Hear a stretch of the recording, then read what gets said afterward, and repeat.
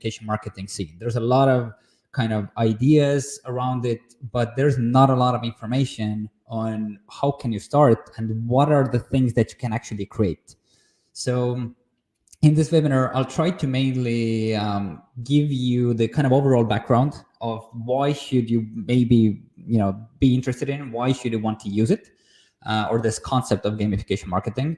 But more importantly, I will go through specifically some case studies and also kind of explain what was done, what was achieved, and then give some my own ideas as well. So as I mentioned, small introduction, 5 case studies, and then I will actually build during this webinar, I will build one example as well that you can kind of follow along of how this kind of solution can come to life. And then if you're interested, then you can always reach out. We can do a specific example based on your use case and your company, exactly like I'm building an example during this webinar. So to kind of kick things off and to kind of start with this, then the introduction on gamification and the gamification marketing, there's 2 different types of gamification marketing that we normally focus on. So it's the ideas that you can gamify the content that you put out there. So if you write some content, you have like a marketing message, you have any sort of slogan or anything, then you create a solution where your visitors or the readers of that content can interact with it. So the way that they can interact, kind of jumping forward, the way that they can interact is either they would try to memorize what is the parts of your message. They may want to sort, or like you may want to ask them to sort specific parts of that message, for example, in order of priority. You may ask them a question and they could guess what is the answer, and the answer could be found in your content. Or you can ask for a specific opinion from all the information that you're providing. There's actually more different ways, and I will show you specific examples later on. And then there's the second part of gamification marketing, which is specifically game-based marketing. So that is where you will take the message, or you will take your product, for example, and you put that product into a playable game. So this game can involve specific types of interactions. For example, a person has to run, if you are, for example, a battery company like a Duracell, then the game will be the Duracell bunny will be running and then collecting something. You can maybe aim is the mechanics of the game. You shoot bubbles. You can catch something. So the purpose of the game will be, objects are falling down. And those objects may be, if you have a drink, then those objects that are falling down can be the flavors of your drink. And the thing that is catching them is your specific drink, right? So there's 2 kind of different types of interactive and gamified content. And in this webinar, we're mostly focused on the first part, which is how can we turn that content into an interactive one. And as I mentioned earlier as well, on January, probably, I will have a specific webinar covering the specifically game-based marketing. So if you're interested in this as well, then keep your eye out on the notifications. I will probably launch the next webinar pretty soon. But the key word here, which I've also highlighted in red, is the keyword is the interact, right? So the crux of the entire gamification marketing concept is, can you produce something that your audience can interact with, right? It doesn't get any more complicated than that. If they can interact with it, then we can follow the gamification principles. The interaction can also be, if you have a wheel of fortune, for example, and people click on it to start spinning, then this is also an interaction. But also, the memorizing and the sorting and everything. So why does it work? Why is the kind of, what is the kind of logic behind it? And this is a little bit my own interpretation based on my experience of doing gamification for over 10 years. So the interactivity is the kind of core glue piece that ties together the feedback and the focus. And what I always like to say is games and interactions are the only place where a person has to have the entire full focus in order to actually take part, right? So if you watch a video if you read a book, then these are all like non-interactive experiences. Or if you read some website, this is just one way, and this doesn't require your all focus. You can easily read through a book, like a page in a book, or you can easily watch a movie for 10 minutes and then kind of forget what did you just do. But if you have an interactive layer upon it, then it is impossible to zone out, right? It's impossible to play a game without realizing that you're playing a game. And the second part is the feedback. So this is also very kind of important topic for the entire gamification or interactive marketing, meaning that every time someone interacts with it, then your solution will provide them some sort of feedback, right? So if it is a question that they have to get right or wrong, then as soon as they pick that question, they get to realize whether they score points on it or maybe they lost points on it. As the kind of saying goes, that life is the worst game of them all, because we don't give each other, like we don't give ourselves feedback, and life doesn't give you feedback on its own. We always have to work on the feedback, and the mechanism that gives you feedback is the gamification, right?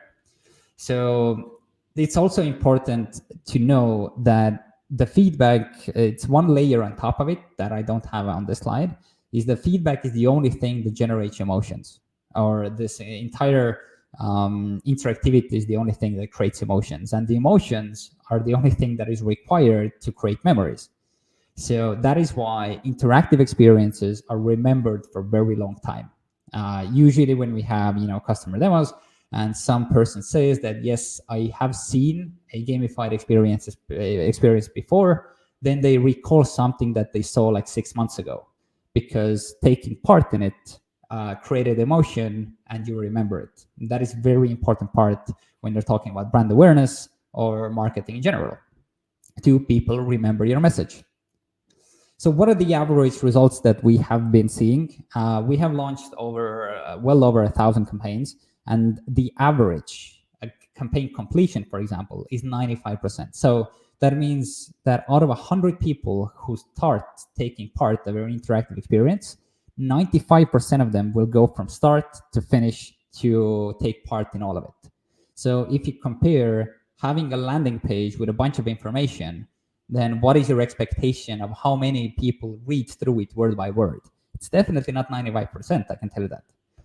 But in our cases, and I'll show you the actual cases as well later, we have around 95%. So the second very important factor is the bounce rates. So if you put your message out there, then there's no kind of benefit to it if people, open it and leave within, a couple of seconds without actually familiarizing themselves with it. And that is why that, if you're doing Facebook ads or something and you have a very good click-through rate, so people are clicking on it and you're paying for each click, then it's pretty bad if they click on it and you have to pay for them and they leave without actually getting that information that you wanted. So the click doesn't mean anything. It only means that can you capture them after the click. So the whatever happens after the click, that is important. And in our cases, most people just don't leave. So the engagement length, if you can imagine how long is an average attention span right now, if you're scrolling through TikTok, scrolling through Instagram videos or whatever, then it is 1.7 seconds. It's 1.7 seconds attention that you can get on average. But in our cases, it's 5 minutes, right? If you have any sort of interactive experience that go from start to finish, then on average, people spend around 5 minutes in total interacting with it. And that is over the course of several different times. So one person on average spends around 4 to 6 times they come back and do it again. And the last one is the discount redemption. The discount redemption means that if you give out any discounts as a price for those interactions, then up to 80% of them can get redeemed. So this is highly variable based on what are you giving, who are you giving it to, and what's the value. But we have seen very high discount redemption as well. So let me give you a little bit of an explanation here as well, why those numbers are like this. So I'm not pulling them out of a hat. These are all our own case studies. And the reason why, the first one, which I like to say, why is completion rate so high? If you do like a quiz or a game or whatever, So it's like the Newton's first law says that the object in motion stays in motion, which basically means that it's, of course it's paraphrasing here, but basically means if someone starts doing something and they want to know how it ends, then it's quite difficult to actually stop midway through. Because if you're stopping midway through, then you're basically saying that, I don't care what happens at the end. I'm not involved. I don't want to know. So I'm fine losing all of my progress that I already made. And this doesn't happen very often. Even if you have like a simple trivia game with like 7 questions, and if you answer first 3 of them and you quit midway through, then it's like you lose the commitment that you did within the first 3 questions. So you are more kind of suggested, or you're more kind of inclined to see it all the way through. Second, why the bounce rates are really low is the gamified experiences are the only experiences that allow you to use this kind of a challenging copy, which means like, play and win, or challenge yourself, put your skill to the test, can you achieve over X amount of points? So these are all those kinds of copies that if someone already clicks and goes to that site, then they go in order to kind of test whether they can play and win and whether they can challenge themselves. So they don't click just to kind of quickly glance, but they're clicking to actually see what the fuss is all about and then continue on kind of the interactions itself. And then why are so many discounts and coupons used if we are using an interactive engagement? That is because if people earn something, then they don't want to lose what they've already earned. So it's a very kind of popular knowledge regarding the kind of loss aversion. So basically loss aversion would mean that kind of gaining something will make you a little bit happy, but losing something will make you a way more sad, right? The amount of sadness that you will experience if you would lose something in relations to the happiness is around 2 times larger. So that is why if someone would give you something for free, then you don't value it that much. But if you have to work for it, then you value it more likely. And if you're not going to use it, then if you're not going to use it, then you feel like you're losing whatever you just earned. So that is why in interactive experiences and gamified experiences, the percentage are much higher. So we also have this kind of a copy of if you do not give a discount at the end of the game, but just info of buying, will that work? And if so, then at what percentage? So it's very, it's the good old answer is it depends as always. But first of all, yes, it works if the entire experience makes sense to be taken apart of. We will need to get into a very specific example for a very specific product or a very specific company for me to be able to give you a better percentage or better answer. But if you're not giving out anything at the end, then the reason why would someone want to play has to be kind of logical. One example will be, you do a quiz dedicated specifically to test niche knowledge of an audience, right? So people are not participating because of the reward. They are participating to challenge themselves to see if they knew all the answers. So compared to, you do a quiz on a specific product. There's also the question of what type of game is more engaging, the easy one that is easy to walk through or a hard one that provokes to continue playing. That is a very good question, because one thing that people do not really are very afraid of doing is to challenge the players and create a little bit of a more difficult experience. I will say that the one that is a little bit harder works better. If it's too easy, then the drop-off is too large. People understand that it's just kind of a baiting mechanism or whatever. They don't enjoy it.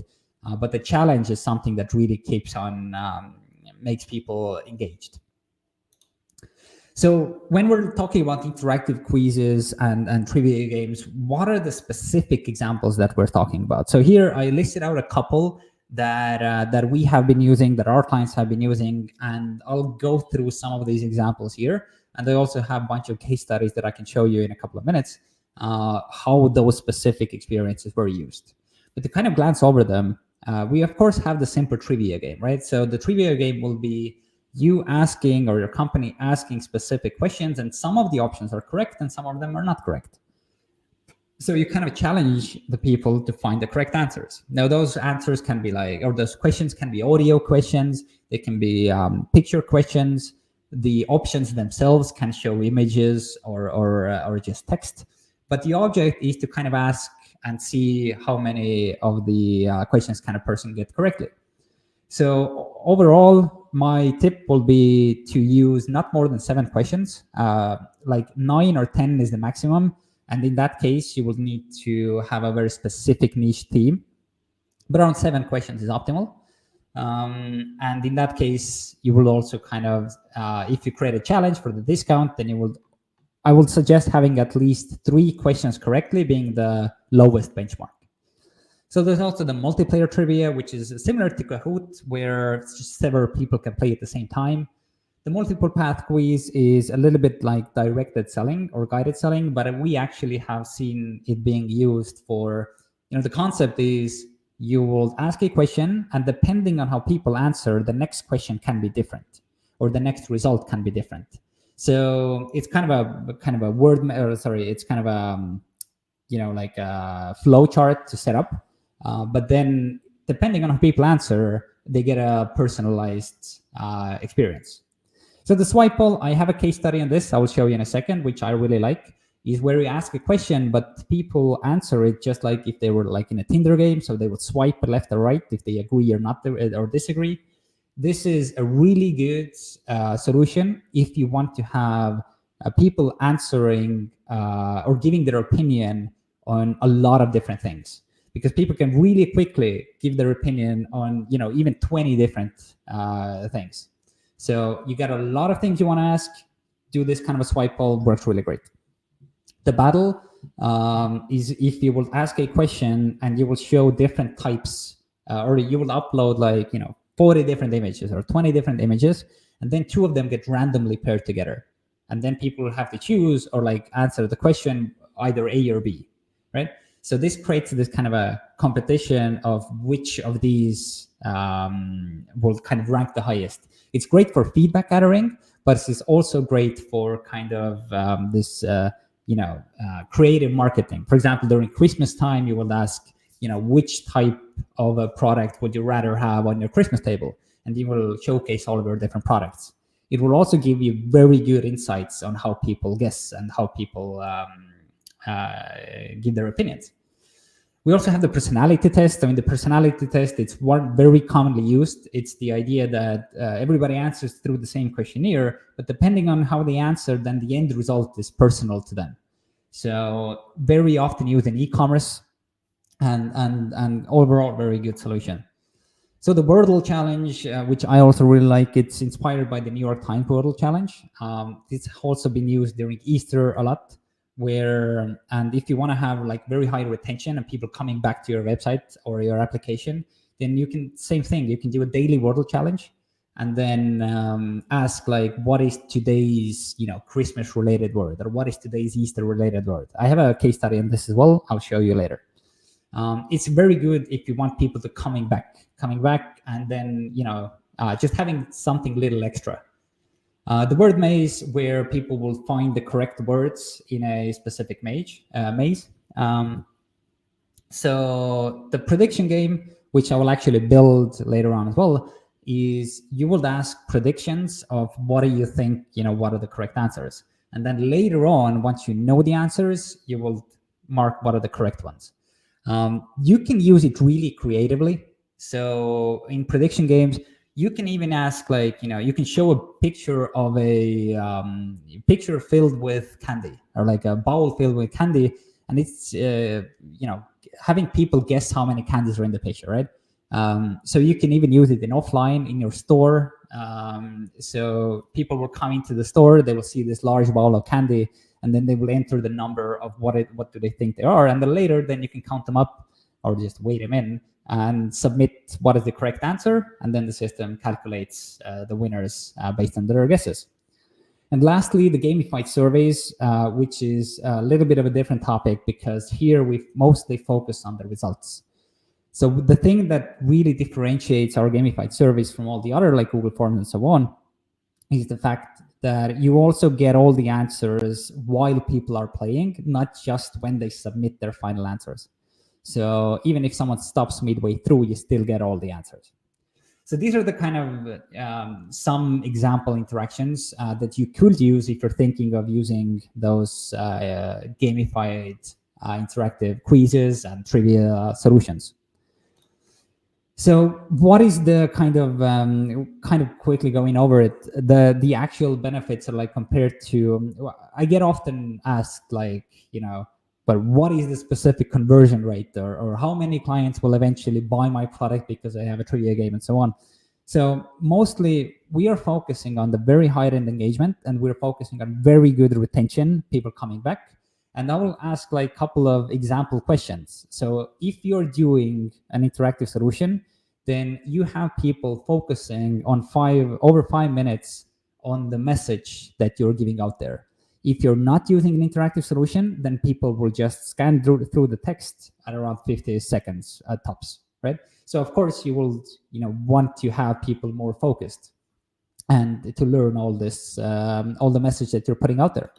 Second of all, those, as I mentioned, those interactions are played through and shared constantly. So one person can easily take part like 30 different times. So if you could have the same investment and you're thinking, should I do a gamified or interactive solution? Then on the same investment, you can either choose if you have like 5,000 people visiting your site 10,000 times, or you have 5,000 people visiting your site 200,000 times, then of course, 200,000 times is better. It's better for the SEO. It's better for your page exposure. It's eventually a numbers game. The more they come back, the more likely are the visitors are to kind of explore further in your page. So it's definitely great numbers in terms of engagement. Also, as I mentioned before, how long is your message remembered?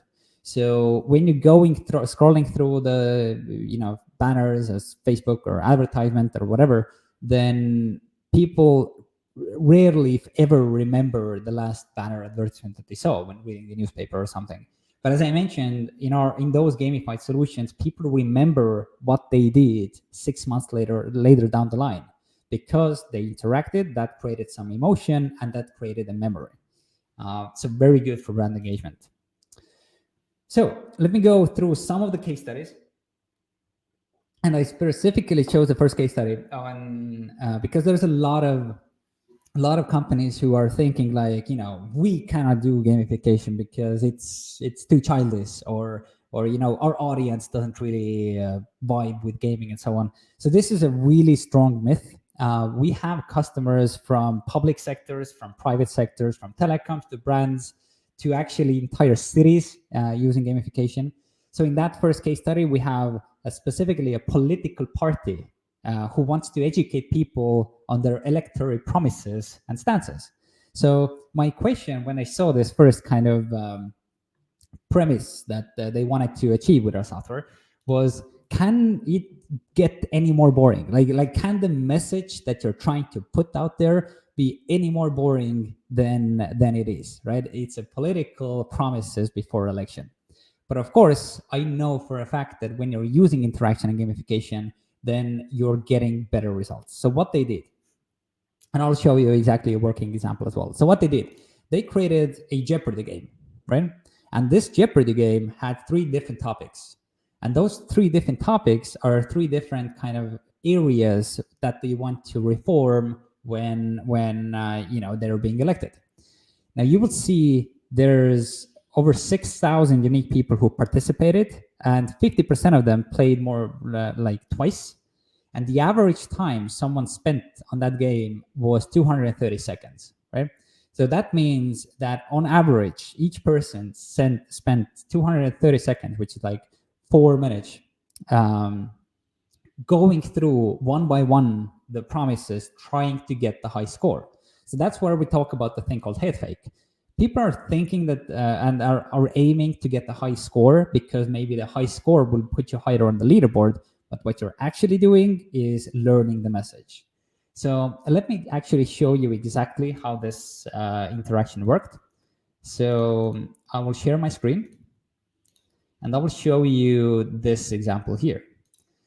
So this was this kind of a quiz page. It's also a lead generation form. And the reason why there was only 9,000 players is, as you can see again, if I play here, I have already played this day. So you can only play once per day to increase your score. You can also see that the top players will be able to win a trip to Brussels. So if I go through the game, my leaderboard name was already in use. So as you can see, these are the questions, the topics. So if I go here and choose Education 100, I will get a specific question. Now I'm focusing on this specific question and I'm reading it and I'm trying to get it right, which also means that I'll kind of more likely to remember it. So I'll go through the entire game and then I get a score to be placed on the leaderboard, right? So this is one example of how even companies like companies like political parties can use gamification. So we have another case study going through a brand to ask, can't see the page. I hope if anyone else didn't see the page, then I can go back and share it again. Yeah. So if a brand wishes to ask people which product should return to the stores, right? So it's a simple premise. I mean, it's a specific marketing campaign. Like there's a potato chip company. There's a bunch of brand products that are now out of line. And the audience could vote for what could come back. And initially they tried to do it and maybe thought of doing it through like Google Forms and you get a survey. But as I always like to say, Google Forms, using those things is basically standard of high school surveys. Oh, I know. Oh, let me show you the actual game. Let me go back to this and I'll show you the game again. So here, sorry. So this was the game experience that I showed you, where you will first get the lead generation form, where it will check whether we've already played today, and then once you go into the game, you'll see this kind of a Jeopardy game, which has 3 different topics: the economy, education, politics. And if you choose like Education 100, you'll get the question. You're focusing on this specific question, reading and trying to get the answer correctly. So if you get it correctly, you get 100 points. If you will get it wrong, you will lose 100 points. So once you go through all those questions, then you will be placed on the leaderboard to see how well did you do. It also takes into consideration the time, how quickly you answered all those questions. So it's this kind of a game-like experience. I think you should have been able to see the example now. Good. So going to the second case study that we have is, as I mentioned, a brand wanting to have voting of which product should return. But if you're going to do a Google Forms, it not only looks awful, it doesn't look any branded, but there's only one answer per person, right? One person just votes for one specific product. So what can you do? So this specific company created the same swipe game, like the Tinder game, right? So you can vote on which flavor should return. Now, the beauty of it is if you're voting like this, then as I mentioned, you can have a lot of different things to vote on, and people will go through the entire game giving their opinion on each and every one of those options. As you notice, the game completion is 99%. So 99% of the people who started voting gave their vote to each and every one of them.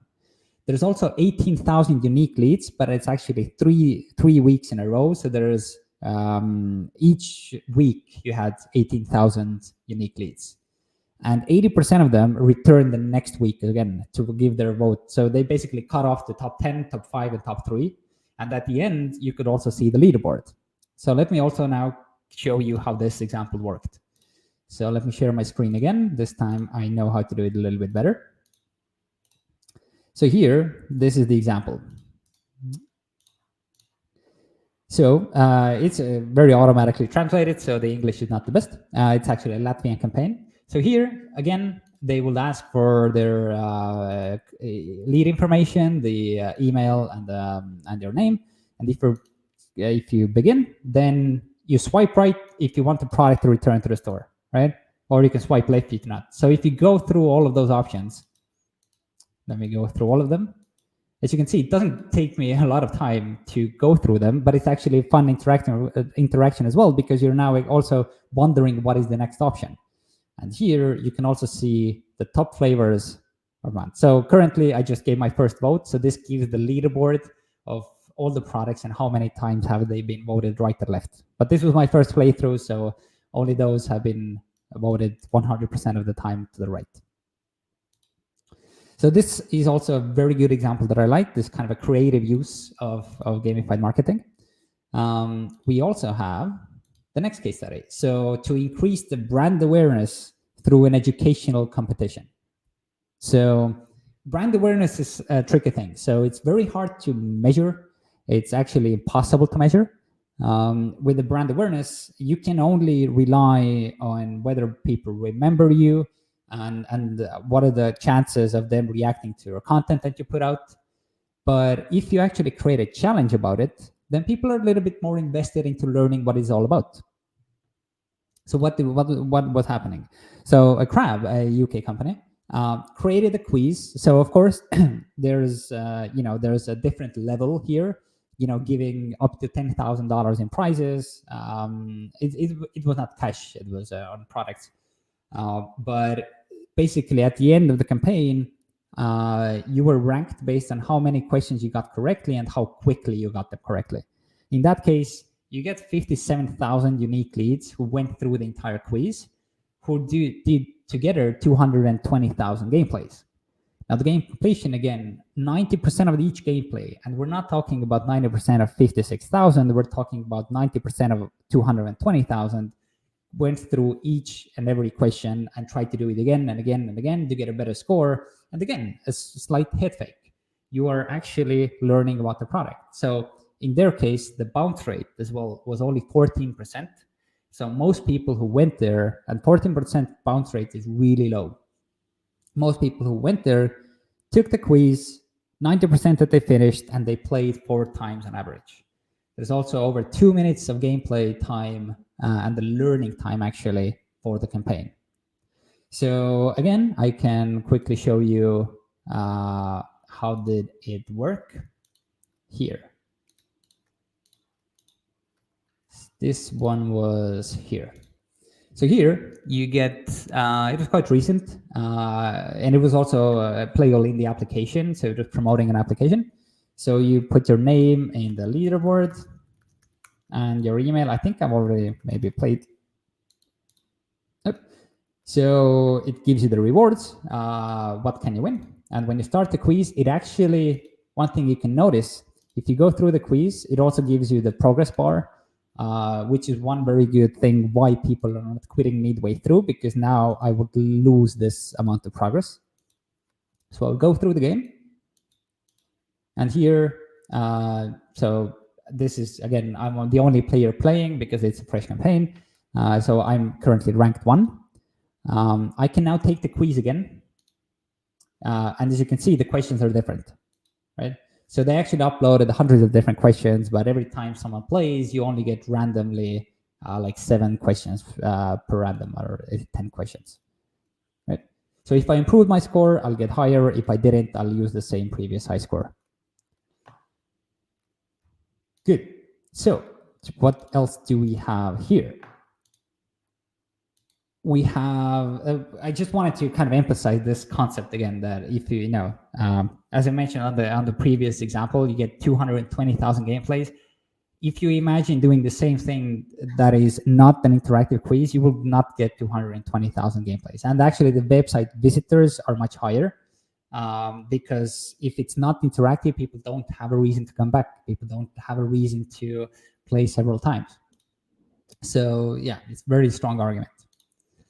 And next 2 case studies are actually very similar. I've kind of put them together. So if you would want to like even promote a location or an event or a city, which is not even a product, and like how can you still use gamification here?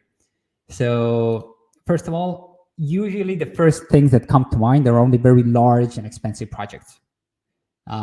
So usually they involve like large agency creating some, tens of $1,000s worth of a campaign.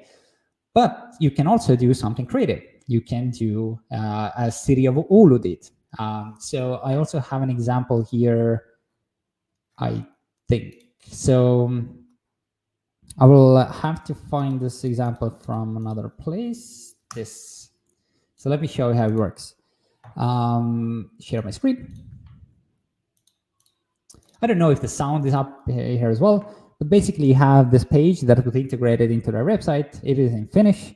So if you start the game, and the campaign is quite old now, so it has to reload all the images again. But now you have a video where someone asks you a question, and now the video stops to ask you, what do you think? Maybe I don't know Finnish, but it actually asks you about Finnish language. What does it mean? And if you give your answer, then the next video will show. So you can ask your questions in the video. So this campaign worked really well as well.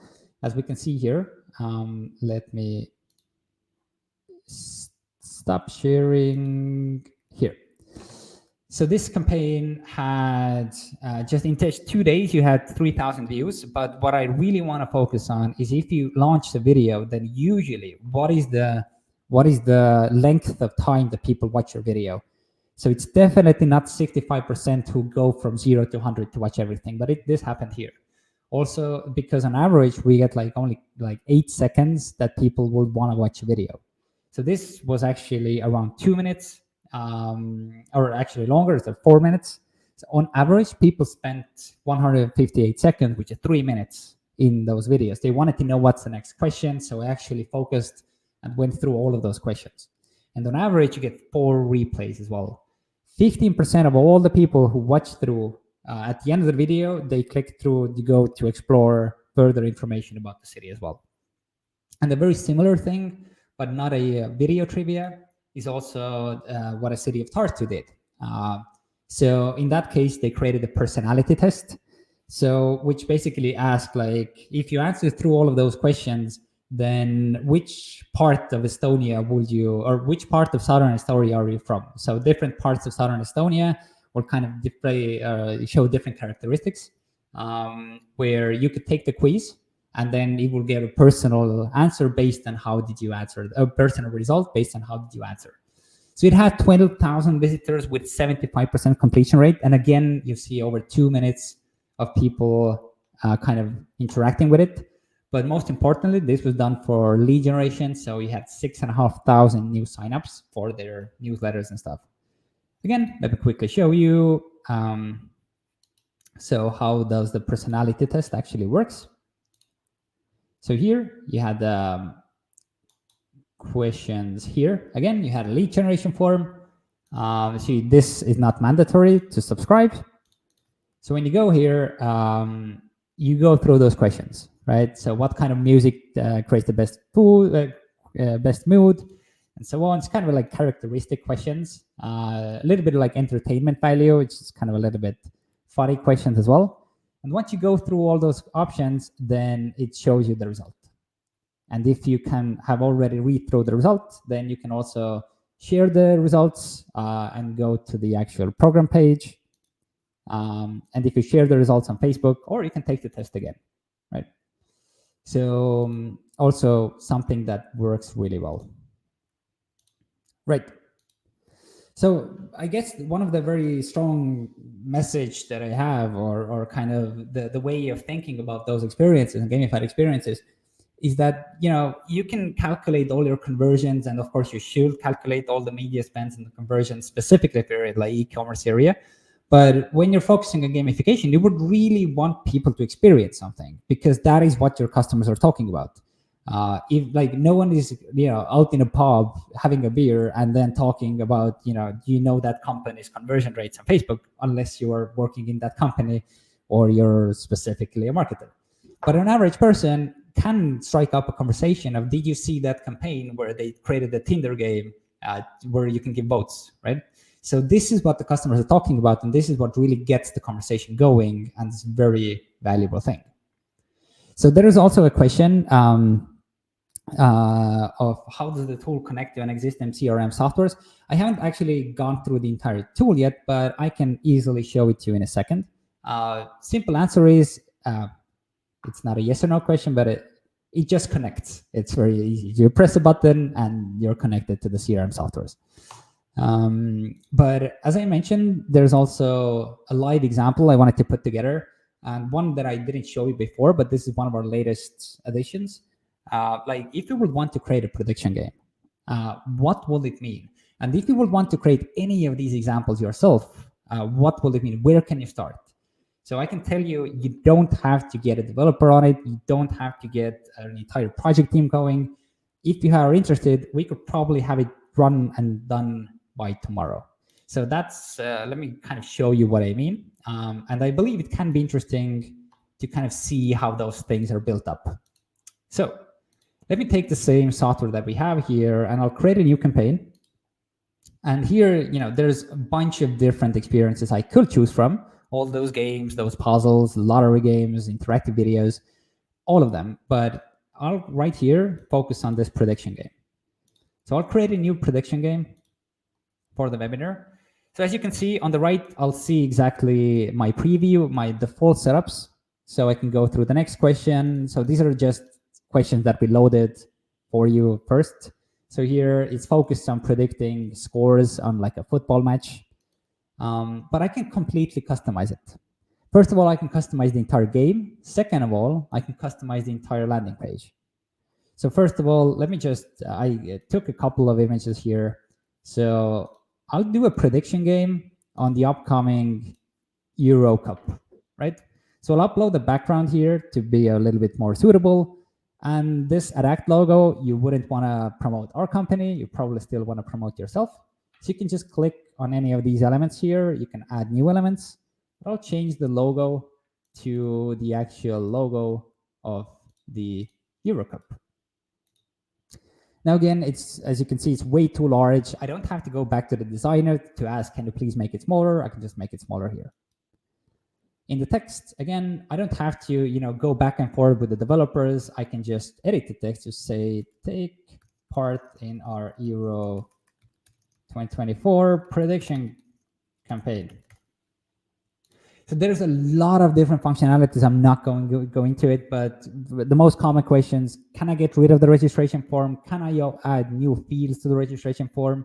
Can I ask the information later? So the answer to all of them is yes, you can have a leaderboard. And I'm happy to kind of showcase it later on in a more detailed way. But I will also want to create the game itself, right? So I can add a new question to the game, and I can just add, let's predict a number. Let's predict how many goals will Messi score, right? Let's add a ±1 is the correct answer. So if I add this question, and I can get rid of all the other questions,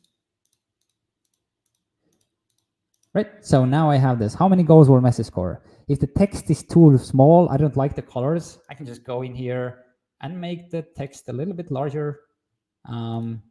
Make the maybe background color is not the purple, not the bluish that I want to. Oh, sorry, the text color. This can be black, but the choice is background, maybe something like this. So let me add one more question. Let's add what will be the score between Argentina and Germany? So left is Argentina and right is Germany. I can have more of these, but I'll just ask one, right? So I'm really bothered by this blue color that I added here. I think it's ugly, so I'll change it. So now I have like two questions. I can add more, of course. I can add a progress bar to kind of illustrate how far are you into the prediction game. But actually, I'll just publish this campaign, and it is ready. I can now go to the preview. This is the entire, I can direct people here. I can embed this to my landing page. I can embed this to my application. I can add a widget to my website. I can have a QR code in a conference where people can participate on their own devices. But all this information that I ask here, how many calls will Messi score? I think it's gonna be like 13. And the scores, I should have added the colors as well to be a little bit darker. So let me finish this quiz. It also shows the thank you page that I can edit. And now I can later go back to the game and submit what are the correct answers. if I know them. Meanwhile, in the analytics, I'll see exactly how many unique leads have already played, how many games are started. And in the game analytics, I can actually see what are the predictions that people have been making. So here I can see that people are predicting 13. I can see that, most popular is 2-1 to Argentina. Sorry, Germany. So I can get all this analytics as well. Now I can already publish this, but if I would want to, I can create the same design, but use another game, right? So I will do a template for this and decide that what if I would want to do a Jeopardy game instead. So I will create a new campaign. I will create a Jeopardy campaign. Now I already have the designs, which is the webinar. And as you can see, all this information is already done. If I want, I can edit it. But in the game, I can just choose new topics, like Euro. I can change the visuals of all this game from here without any coding. And I can just submit what I want those questions to be. And the same idea, if I add those questions, launch the campaign, direct people here, fill in their forms, and I have the campaign ready.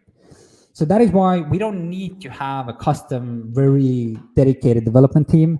There was also a question of how can you integrate it with your CRM. Sorry, you're here.